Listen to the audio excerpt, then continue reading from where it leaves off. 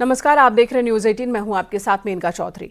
उत्तरकाशी में 10वें दिन भी आज टनल में रेस्क्यू अभियान जारी रहा। आज की सबसे बड़ी खबर ये कि सभी मजदूर सुरक्षित हैं, उनके पास कैमरा पहुंच चुका है, उनसे वीडियो पर बातचीत भी हो रही है। आज दिन भर रेस्क्यू ऑपरेशन चलता रहा। रेस्क्यू ऑपरेशन के लिए नोडल अधिकारी तैनात किए गए हैं। नीरज खैरवाल का कहना है कि अगले 30 घंटे बहुत अहम है। अच्छी खबर सुनने को मिल सकती है। उन्होंने कहा कि टनल में वॉकी टॉकी भेजा जा चुका है, हर वक्त अब बात की जा सकती है, जबकि खाना पानी भी लगातार पहुंचाया जा रहा है। 900 mm की जो पाइप 18 मीटर तक डाली गई है, उससे आगे अब 800 mm की पाइप डाली जा रही है। कठोर चट्टान अगर आती है तो ऐसे कंडीशन में भी पुख्ता इंतजाम किए गए हैं। इतना ही नहीं, उन्होंने बताया कि हॉरिजॉन्टल और वर्टिकल दोनों ही तरह की ड्रिलिंग की तैयारी है और एक साथ 5 जगहों से ड्रिलिंग होगी, जिसके बाद जल्द ही मजदूरों को निकाल लिया जाएगा। हमारे लिए ये जो समय है, आज रात कल दिन भर, ये समय सबसे अहम है, क्योंकि 60 मीटर का ये जो बिल्कुल टोटल लेंथ है, जो हमारे मलबा जो गिरा हुआ है, उसका जो बीच का लेंथ होगा वो ये 20-25 से 40-45 मीटर तक है। उसी के ऊपर सबसे ज्यादा वजन रहता है, और अगर पत्थर आ जाए या कोई मशीन आ जाए जिससे थोड़ी बहुत अड़चन पैदा हो, वो दिक्कतें ना आए, तो हम जल्द से जल्द मे बी 30 घंटे में 40 घंटे में आपसे और खुशखबरी हम आपके साथ कुछ बताने की स्थिति में होंगे। टनल साइट पर अब एक बोरिंग मशीन पहुंची है जो वर्टिकल ड्रिलिंग पर काम करेगी, जिसके लिए बीआरओ ने टनल के ऊपर रोड भी बना दी है। साथ ही ड्रिलिंग के लिए प्लेटफॉर्म तैयार कर लिया गया है। माना यह जा रहा है कि मशीन इंस्टॉल हो जाएगी देर रात तक और फिर काम शुरू हो जाएगा। बताया जा रहा है कि इस मशीन से लाइफ सेविंग पाइप टनल के ऊपर से डाले जाएंगे, जो तकरीबन 24 इंच मोटे होंगे। साथ ही 2 मशीनें उड़ीसा और गुजरात से आ रही हैं।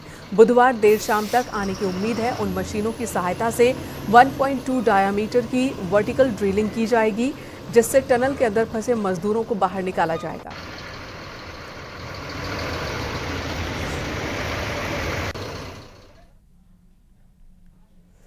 और इसी रेस्क्यू ऑपरेशन के दौरान बड़कोट की तरफ से टनल की खुदाई का काम रोक दिया गया है। यहां टीएचडीसी माइक्रो टनल पर काम कर रही थी, जिसके लिए ब्लास्ट करवाए गए थे, लेकिन आज सुबह ब्लास्ट के बाद टनल के अंदर मिट्टी धंसने लगी, जिसके बाद ये काम रोक दिया गया। कल देर शाम ये काम शुरू हुआ था। बड़कोट की ओर से 483 मीटर की दूरी पर मजदूर फंसे हुए हैं।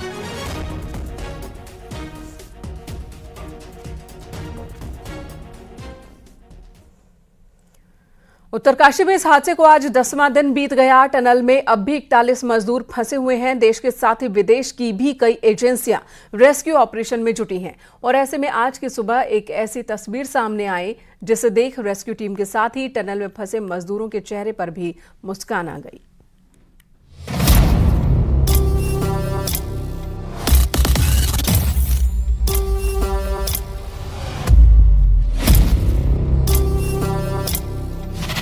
उत्तरकाशी के सिलक्यारा में टनल में फंसे मजदूरों को बाहर निकालने की जद्दोजहद जारी है, और इस काम में जुटी रेस्क्यू टीम के लिए आज की सुबह सबसे सुकून देने वाली रही। पहली बार सुरंग में फंसे मजदूरों का वीडियो सामने आया। एक के कैमरे पे दिखाओ और कैमरे पे पता चल जाना चाहिए हम आपको यहाँ से देख रहे हैं।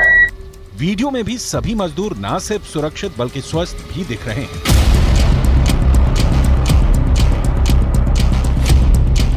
2 नवंबर को हादसे के बाद से ही मजदूरों को बाहर निकालने की कोशिशें चल रही हैं, और इस दौरान हर कदम पर चुनौतियां ही चुनौतियां मिल रही हैं। लेकिन रेस्क्यू टीम हर चुनौतियों को मात देते हुए आगे बढ़ रही है। आई थिंक अभी सर खाना भेजना जरूरी है हमें, वो भी आएगा। रेस्क्यू टीम पहले दिन से ही जान रही है कि रेस्क्यू में वक्त लगने वाला है, इसलिए मजदूरों को बाहर निकालने से पहले रेस्क्यू तक उनको सुरक्षित रखना सबसे बड़ी चुनौती थी। लेकिन टीम ने वो कर दिखाया। फंसे मजदूरों की सटीक लोकेशन पता की गई, उन तक ऑक्सीजन की सप्लाई भी की गई, पानी पहुंचाया गया, और ड्राई फ्रूट्स के बाद खाने के लिए खिचड़ी भी सुरंग के अंदर भेजी गई। अगला स्टेप मजदूरों से संपर्क करने का था, और उसे भी रेस्क्यू टीम ने बखूबी अंजाम दिया। पहले उनसे बातचीत का सिलसिला शुरू हुआ, और अब तस्वीरों के जरिए भी उनसे संपर्क बन गया। जाहिर है, इससे न सिर्फ रेस्क्यू टीम बल्कि सुरंग में फंसे मजदूरों का भी हौसला बढ़ा है।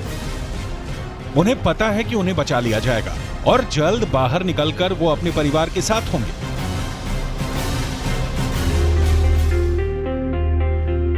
पिछले 10 दिनों से पूरा देश उत्तरकाशी के इस टनल पर टकटकी लगाए हुए बैठा है। हर तरफ दुआएं की जा रही हैं और हर बढ़ते दिन के साथ दुआओं का असर भी दिखता जा रहा है। और अब तो सुरंग के अंदर और बाहर से सिर्फ एक ही आवाज आ रही है, जिंदगी की जंग जीत जाएंगे हम।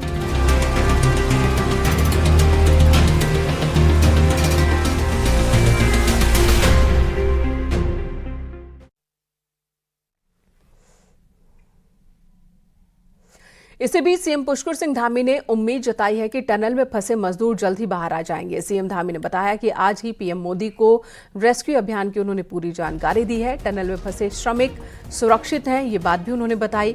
जल्द ही सभी को निकाल लिया जाएगा और रेस्क्यू ऑपरेशन प्रोग्रेस कहां तक है, ये जानकारी भी सीएम धामी ने पीएम मोदी को फोन पर दी है। जितनी भी एजेंसियां वहां पर काम कर रही है, जितने विशेषज्ञ काम कर रहे हैं, इंजीनियर काम कर रहे हैं, बाहर बहुत सारे अधिकारीगण, कर्मचारीगण, सभी लोग अलग अलग संस्थाओं के वहाँ पर लगे हुए हैं। सभी के एफर्ट से कल रात्रि को एक बड़ी सफलता मिली है, जिसमें 6 इंच का पाइप अंदर आर पार हो गया और उससे भोजन इत्यादि जो पहले केवल सॉलिड बेस में जा पा रहा था, अब वो थोड़ा सा लिक्विड बेस में भी जा पाएगा। अन्य चीज़ें उनको जो खाद्य सामग्री है पकी हुई भी मिल पाएंगी। निश्चित रूप से बड़ी सफलता है और हम भगवान से प्रार्थना करते हैं कि जल्दी जो हमारे अन्य जो ऑगर मशीन चल रही है या अन्य जो भी ऑप्शन है, 2, 3, 4 ऑप्शन, उनमें से कोई भी ऑप्शन हमारा सबसे पहले जो भी सक्सेस हो जाए। तो हमारा यही है कि जल्दी से जल्दी सभी हमारे श्रमिक भाई सकुशल बाहर निकले और माननीय प्रधानमंत्री जी प्रत्येक दिन इसकी पूरी जानकारी ले रहे हैं और हर संभव उनके स्तर से भी यहाँ पर सहायता के लिए कहा गया है। सभी एजेंसियां लगी हुई हैं, सभी लोग अपना बेस्ट एफर्ट देने के लिए काम कर रहे हैं। राज्य की खराब सड़कों को अगले 10 दिन में ठीक करना होगा। मुख्यमंत्री पुष्कर सिंह धामी ने पीडब्ल्यूडी के अधिकारियों को 10 दिन का अल्टीमेटम दिया और सड़कों को गड्ढा मुक्त करने के निर्देश दिए हैं। सचिवालय में लोक निर्माण विभाग की बैठक हुई और इसी दौरान सीएम ने पीडब्ल्यूडी सचिव और सर्किल ऑफिसर को रोड के निरीक्षण करने के आदेश दिए और 30 नवंबर तक सड़कों को गड्ढा मुक्त करने के निर्देश दिए हैं। उन्होंने कहा कि अगर ऐसा नहीं होता है तो अधिकारियों के निलंबन की भी तैयारी है। मुख्यमंत्री ने कहा कि रात में काम तेजी से किया जाए और किसी भी तरह से 30 नवंबर की डेडलाइन पर काम पूरा कर लिया जाए।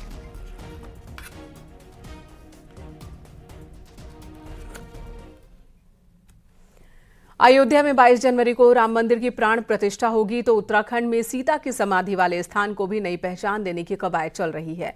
जो काम पूर्व सीएम त्रिवेंद्र सिंह रावत अपने कार्यकाल में पूरा नहीं कर पाए, अब उसे पहचान दिलाने के लिए कल से देवप्रयाग से 3 दिन की पदयात्रा शुरू होगी ताकि राम मंदिर के साथ सीता मंदिर को भी पहचान मिल सके।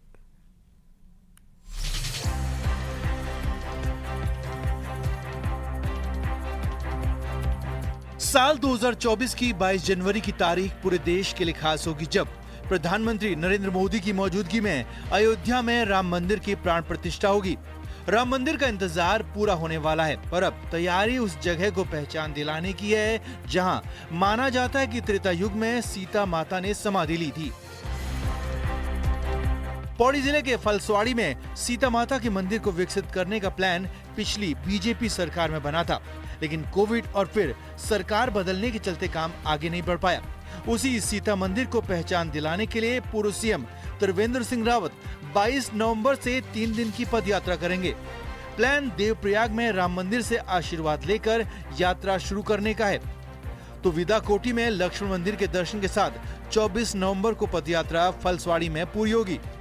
ये सारा ऐसा धार्मिक दृष्टि से, पौराणिक दृष्टि से इतना महत्वपूर्ण है कि भविष्य में एक बहुत बड़ा, उधर भगवान राम का स्थान और इधर माता सीता का ये जो समाधि स्थल है, वो एक भव्य रूप भविष्य में ले, उस कल्पना के साथ यात्रा की जाए। जहां ये पद यात्रा होगी वो इलाका पौड़ी लोकसभा क्षेत्र में है, इसीलिए पूर्व सीएम त्रिवेंद्र रावत की इस पद यात्रा के राजनीतिक मायने भी निकाले जा रहे हैं।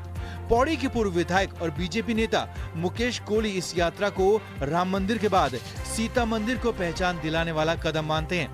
पर गढ़वाल से लोकसभा चुनाव लड़ चुके कांग्रेस नेता मनीष खंडूरी के मुताबिक राम तब खुश होंगे जब अंकिता भंडारी और अग्निवीर जैसे मुद्दों पर भी पूर्व मुख्यमंत्री त्रिवेंद्र रावत पदयात्रा निकालें।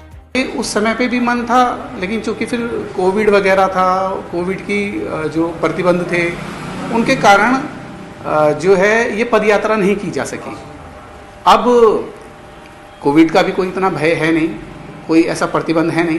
राम यात्रा निकालिए, पर और भी कई यात्राएं हैं। अंकिता भंडारी की यात्रा भी निकाल सकते थे वो, है ना, यमकेश्वर से जाके पौड़ी चले जाते। आप अग्निवीर की यात्रा क्यों नहीं निकाल रहे हैं? निकालिए। 1 रैंक 1 पेंशन वो कोटद्वार में है हमारे लोग, उनकी यात्रा निकालिए। जो पहाड़ की समस्याएं हैं ना, उसकी अगर आप यात्रा निकालेंगे तो सारा प्रदेश। पूरे देश में 500 साल बाद बीजेपी राज में बन रहे राम मंदिर की चर्चा है, तो इसी मौके को देखकर पूर्व सीएम त्रिवेंद्र रावत सीता मंदिर को भी पहचान दिलाने का अधूरा काम पूरा करना चाहते हैं। पर लोकसभा चुनाव से ठीक पहले गढ़वाल क्षेत्र में हो रही इस पद यात्रा के धर्म के साथ सियासी मायने भी निकाले जा रहे हैं। देहरादून से न्यूज़ 18 के लिए दीपांकर भट्ट की रिपोर्ट।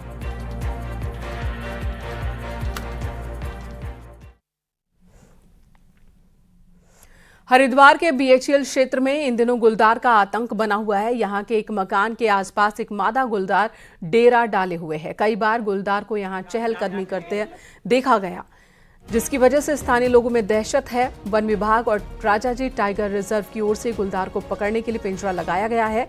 हालांकि अभी तक गुलदार पकड़ में नहीं आ सका।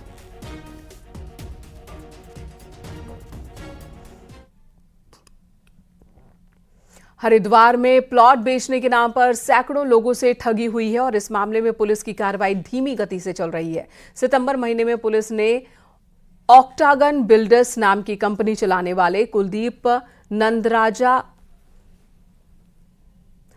नंदराजोग और उसकी महिला सहयोगी अंजलि त्यागी को गिरफ्तार कर जेल भेजा था। उसके बाद से अब तक इस मामले में पुलिस की कार्रवाई आगे नहीं बढ़ पाई। हालांकि पुलिस का कहना है कि कानून के अनुसार कार्रवाई होगी।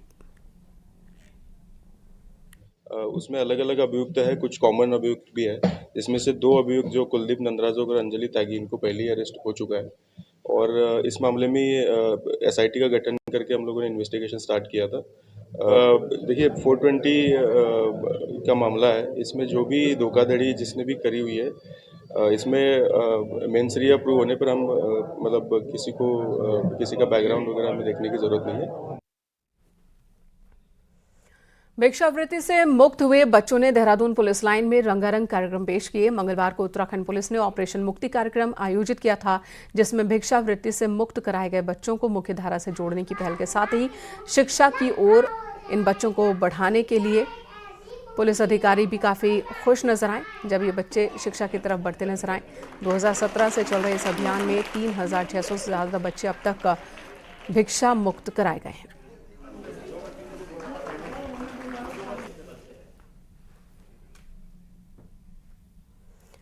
हरिद्वार वन प्रभाग ने वनों की सघनता बढ़ाने के लिए जापान की मियावाकी तकनीक का इस्तेमाल शुरू कर दिया है, जिससे 1 हेक्टेयर का जंगल तैयार किया गया।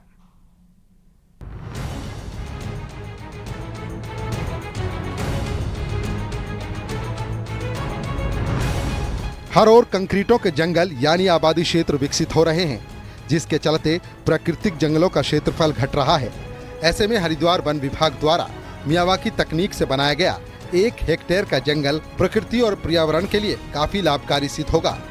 मियावाकी जापान की एक प्रसिद्ध वनीकरण पद्धति है, जिसमें कम क्षेत्रफल में ज्यादा घनत्व के साथ पेड़ उगाए जाते हैं, जिससे आगे चलकर कम एरिया में एक घना जंगल विकसित हो जाता है। हरिद्वार सिटी फॉरेस्ट के मियावाकी वन में 16,000 से ज्यादा पौधे लगाए गए हैं।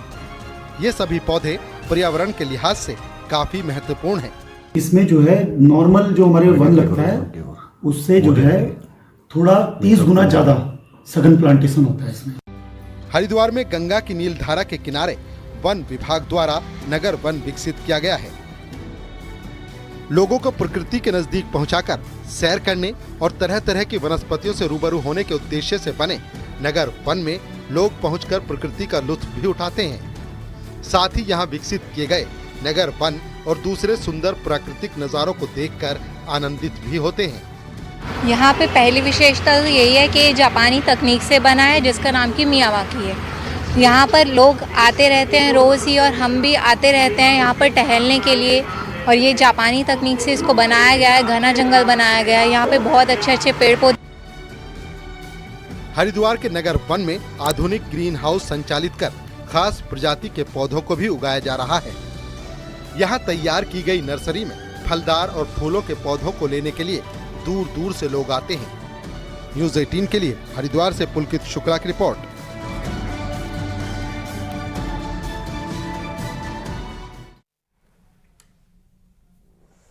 सरकार ने खेलो इंडिया का नारा दिया। नैनीताल हाईकोर्ट भी राज्य में खेलों के लिए संजीदा नजर आती है, लेकिन नैनीताल का डिस्ट्रिक्ट स्पोर्ट्स एसोसिएशन खिलाड़ियों के साथ ही खेल कर रहा है।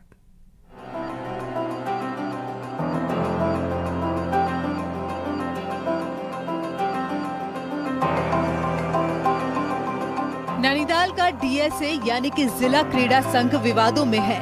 पिछले 5 सालों में यहाँ न सिर्फ खेल गतिविधियाँ कम हुई हैं, बल्कि पैसे को भी ठिकाने लगाया गया। नियमों की ऐसी धज्जियां उड़ी कि पता ही नहीं चल सका कि 16 लाख रुपए आखिर खर्च किस पर किए गए, इसका कुछ पता नहीं। साथ ही कई दस्तावेज भी गायब कर दिए गए। इस खेल संस्था से कोई भी खिलाड़ी कभी बाहर भेजा नहीं गया, न ही किसी को कोई मदद दी गई। वहीं डीएम ने मामले में वसूली के आदेश दिए हैं। तो समायोजन अभी पिछले 2-3 सालों की धनराशि का लगभग 16-17 लाख का ऐसा मैटर निकल कर आया जो धनराशि का समायोजन संबंधित ने नहीं दिया है। तो उसको अभी नोटिस प्रेषित किए जा रहे हैं। यदि धनराशि का जो हिसाब है वो आ जाता है समायोजन के रूप में तो उसके अनुसार उसको टेकअप करा जाएगा, अदरवाइज इसमें वसूली के नोटिस निर्गत किए जाएंगे। दरअसल जिला क्रीड़ा संघ को एजीएम यानी कि एनुअल जनरल मीटिंग करना अनिवार्य है, लेकिन साल 2020 के बाद से कोई भी मीटिंग नहीं हुई है। और मजे की बात तो ये है कि संस्था के अध्यक्ष खुद डीएम ही है।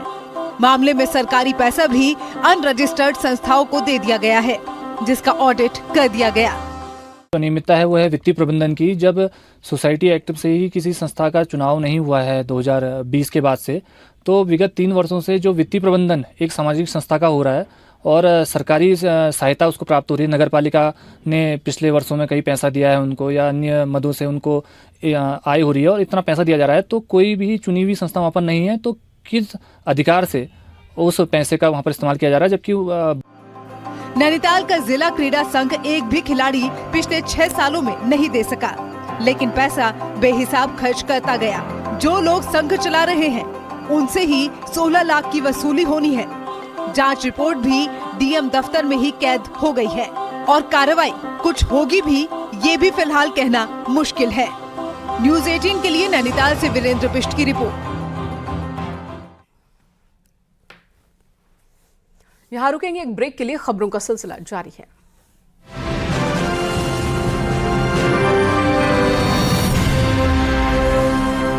दायित्व का इंतजार कर रहे हैं दायित्वधारी का अब सब्र जवाब दे रहा है। इंतजार से जवाब देने लगा है। आखिर कब मिलेंगे इन्हें दायित्व? क्यों बार बार लटक जाता है दायित्व बांटने का सिलसिला? दूसरी सूची का इंतजार जल्द खत्म हो सकता है, ये खबर आ रही है। उत्तरकाशी टनल हादसे से अब उम्मीद की पहली तस्वीर सामने आई है। तो कार्यकर्ताओं की दूसरी सूची आ सकती है दायित्वधारियों की। सरकार जल्द ही ये सूची जारी कर सकती है। प्रदेश अध्यक्ष महेंद्र भट्ट ने बताया कि टनल हादसे से सबका मन दुखी है और प्राथमिकता सभी को सुरक्षित टनल से बाहर निकालने की है। अच्छी खबर मिलने के साथ ही प्रदेश में कार्यकर्ताओं को नई जिम्मेदारी भी मिल जाएगी।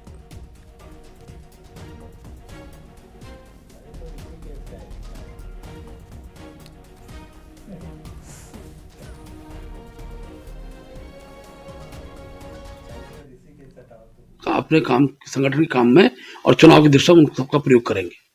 दायित्व को लेके पूरा एक बेचैनी के सा माहौल है। पूरा सब लोग चाह रहे हैं जल्दी से जल्दी घोषणा हो, दिवाली तक का इंतजार था। नहीं, देखिए वो थोड़ा सा जो उत्तरकाशी की जो घटना है, आज प्राथमिकता हमारी उस सब लोगों को वहां से बाहर निकालने की, जो मजदूर वहां फंसे हुए, समय के साथ इसको भी हम दायित्वधारियों की सूची जारी करेंगे।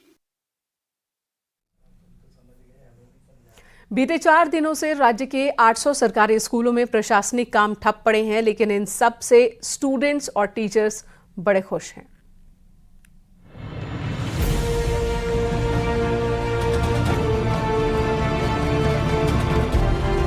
प्रदेश के 800 सरकारी स्कूल में पिछले 4 दिन से प्रिंसिपल रूम में इसी तरह से अंधेरा छाया है। ना तो कमरे की लाइट जलती है, ना उस रूम की तरफ कोई जाना पसंद करता है।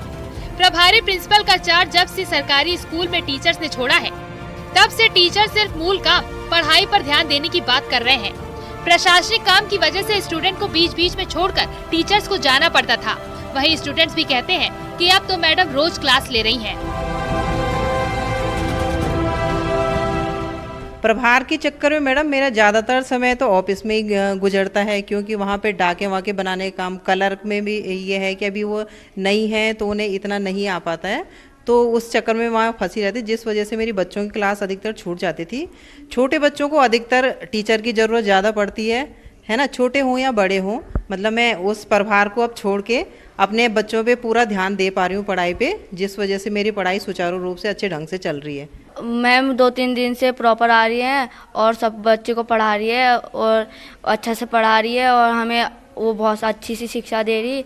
और मैम यहाँ रुकेंगे एक ब्रेक के लिए। खबरों का सिलसिला न्यूज़ 18 पर जारी है।